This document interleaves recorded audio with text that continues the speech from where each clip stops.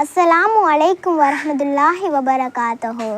அன்பான சகோதரர் சகோதரிகளே, என் பெயர் அப்துல் புகாரி ஹப்சா. இன்று உங்களுடன் பகிர்ந்து கொள்ளப் போவது உலக முஸ்லிம்களுக்கு மிகவும் முக்கியமான மாதமான ரமலான் மாதத்தின் சிறப்புகள் பற்றியது. ரமலான் மாதம் என்பது ஒரு சாதாரண மாதம் அல்ல. இது அருள் நிறைந்த மாதம், மன்னிப்பு நிறைந்த மாதம், நரகத்திலிருந்து விடுதலை கிடைக்கும் பாக்கியமான மாதம். ரமலானின் சிறப்புகள்: திருக்குர்ஆன் அருளப்பட்ட மாதம். இந்த மாதத்தில் தான் அல்லாஹ் நமக்கு திருக்குர்ஆனை அருளினான். அதனால் இந்த மாதத்தில் நாம் அதிகமாக குர்ஆன் ஓத வேண்டும். ஒவ்வொரு நாளும் குறைந்தது சில ஆயத்துக்கள் என்றாலும் ஓதுவோம். நோன்பு கடமையாக்கப்பட்ட மாதம்.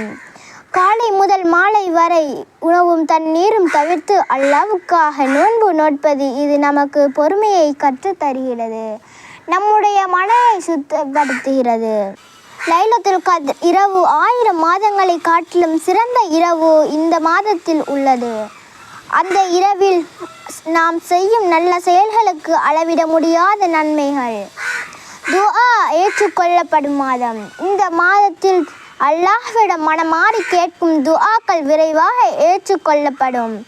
அதனால் நாம் அதிகமாக துஆ செய்ய வேண்டும்.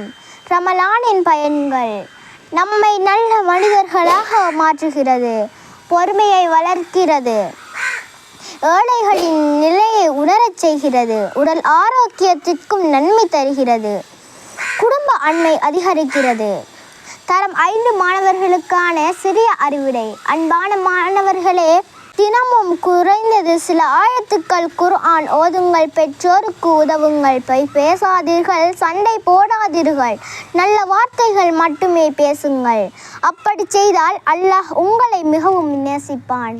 யா அல்லாஹ், இந்த ரமலான் மாதத்தை எங்களுக்கு பயனுள்ளதாக மாற்றிவிடு.